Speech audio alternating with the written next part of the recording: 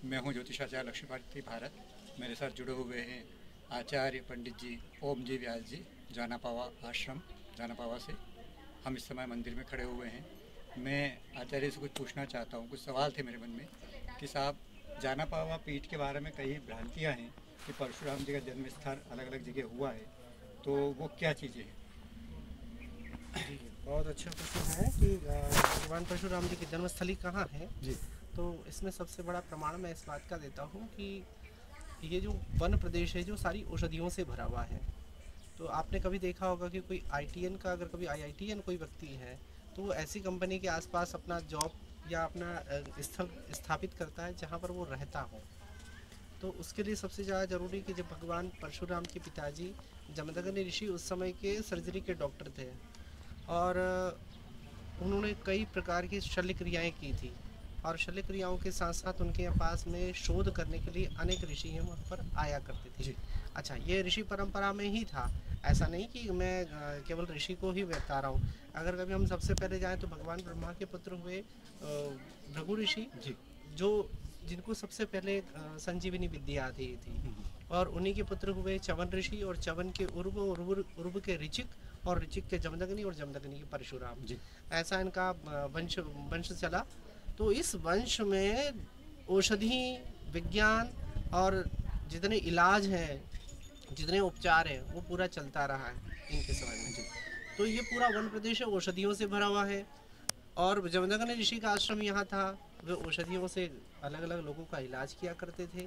दूसरा दूसरा प्रश्न ये उठता है कि माता रेणुका जल भरने गई थी, वो नर्मदा नदी पर गई थी। अब नर्मदा नदी का अगर कभी हम यहाँ से 10-12 किलोमीटर दूर जाएंगे तो काफ़ी बड़ा सा गहरा सा घाट दिखेगा आपको। जी तो स्वाभाविक है उस समय जल का प्लावन जो होगा वो बड़ा ऊपर का स्तर होगा। नर्मदा नदी जो इतनी जी चली गई है, जी तो स्वाभाविक है धीरे धीरे और कम होती जी जाएंगी, क्योंकि व्यवस्थाएं धीरे धीरे, हमारा भौगोलिक परिवर्तन हो रहा है, इकोसिस्टम में समस्या आ रही है। तो इस वजह से भी तो वो जल भर कर लाती हैं, और वहीं पर उनको चित्ररथ नाम के गंधर्व को देखती हैं। जी दूसरा प्रमाण इस बात का है कि यहाँ से 70 किलोमीटर दूर माहिष्मती नगरी है, जिसका अभी परिवर्तित नाम जो है महेश्वर है। जी वो महेश्वर जो नगरी है उसी सहस्त्रबाहु राजा की थी, जिसके साथ भगवान परशुराम जी का युद्ध हुआ था। जी। तो ये पास में एक साम्य होना। दूसरा, विंध्याचल पर्वत श्रेणी, विंध्याचल पर्वत श्रेणी का जो इतिहास है वो काफ़ी पुराना है। समुद्र मंथन के समय में भी इसका मान मर्दन करने के लिए आपने कथाओं में प्रचलित है कि अगस्त ऋषि ने इनका मान मर्दन किया था, और जब इन्होंने साष्टांग प्रणाम किया था तो वैसी ही मुद्रा में ये थे। जी तो ये एक बड़ा सा प्रमाण है कि ये विंध्याचल पर्वत श्रेणी पुराणों के समय से है। जी एक। दूसरा, ये इसमें औषधियों का होना। तीसरा, सहस्त्रबाहु का पास में होना, युद्ध होना। तो ऐसी भौगोलिक जो स्थितियां हैं वो ज़्यादा अच्छी निर्माण करती अच्छा, हैं। मैंने एक चीज़ यहाँ के बारे में और सुनी है कि कोई मानसिक विक्षिप्त व्यक्ति होता है या किसी के ऊपर भूत प्रेत की कोई बाधा वगैरह होती है, तो जो जमदग्नि कुंड है वहाँ पर अगर उसे स्नान कराया जाता है तो शायद उसके सर के ऊपर से या उसके ऊपर प्रेत बाधा जो होती है वो सारी मिट जाती है। क्योंकि कई लोगों को मैंने देखा है वो बहुत दूर दूर तक जाते हैं, इंदौर शहर के हो, उज्जैन को हो, मालवा अंचल के हो, कोई मेहंदीपुर बालाजी जा रहा है तो कोई और जा रहा है, तो फिर वो इस पीठ की महिमा का क्या होगा फिर?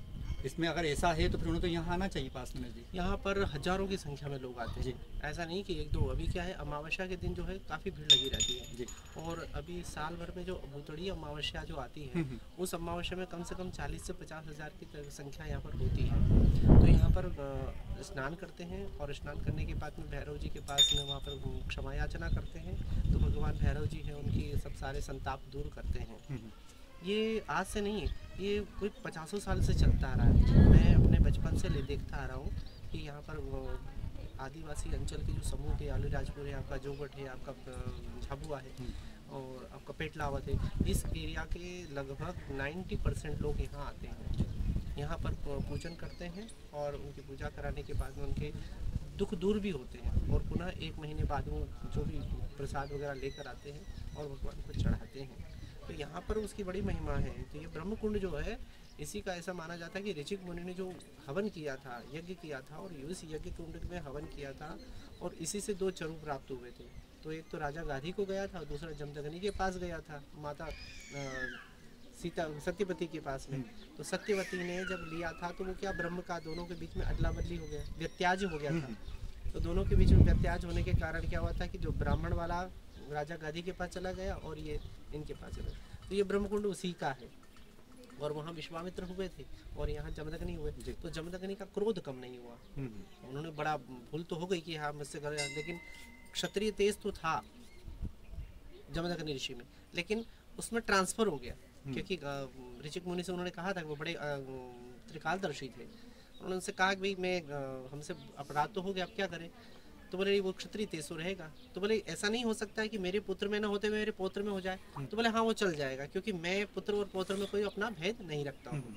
तो उन्होंने अपने पौत्र में उसको आगे कर दिया। लेकिन वो तेज जो था, भगवान जमदग्नि क्रोधी वो थे, बहुत ज़्यादा क्रोध हो जाता था उन्हें। तो ये तो उनका बात थी। और उसी का प्रमाण इस बात से है कि वो अपनी माता के लिए कहते हैं कि आप इनका मस्तक काट दो। छोटी सी बात पर वो मस्तक विलम्ब होने के कारण उनका माता का मस्तक काट दिया था रेणु माता का परशुराम जी ने। हाँ जी, वो उसका भी एक रहस्य है वैसे तो वो कि वो काटने का एक बड़ा रहस्य है कि अगर कभी जमदग्नि ऋषि उसी समय विचार कर रहे थे कि मैं भगवान परशुराम को ऐसे कैसे सशक्त बनाऊं जिससे परशुराम जी जो है दया का भाव छोड़ दे। क्योंकि अगर कभी उन्हें विश्व विजय करना है तो जब युद्ध करना होता है तो दया नहीं होती वहाँ केवल युद्ध करना होता है, साहस होना चाहिए, वीर होना चाहिए।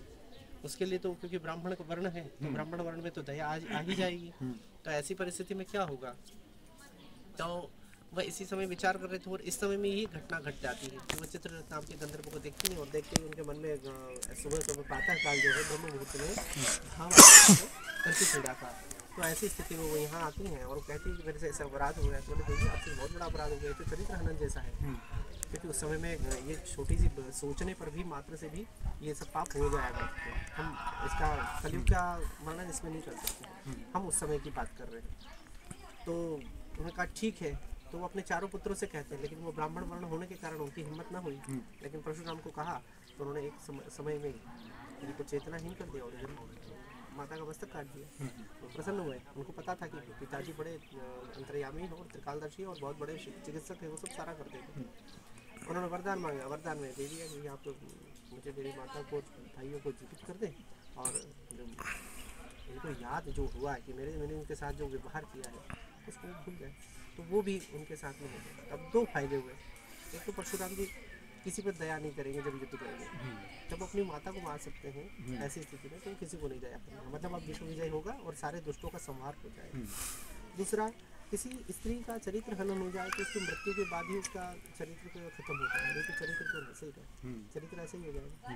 और सती नारी का ऐसा ही है कि जब तक सती खत्म नहीं हो जाए, मर ना जाए, तब तक नहीं होगा। तो वहाँ उनका मस्तक कटने से उनकी मृत्यु भी हो गई, मृत्यु के बाद पुनः जीवन मिला तो उनका चरित्र भी जो है पुनः वापस मिला। धन्यवाद व्यास जी, आपने इतनी ज्ञान की चीज़ें हमारे टीवी चैनल के लिए दी और आपके आभारी रहेंगे। धन्यवाद। धन्यवाद।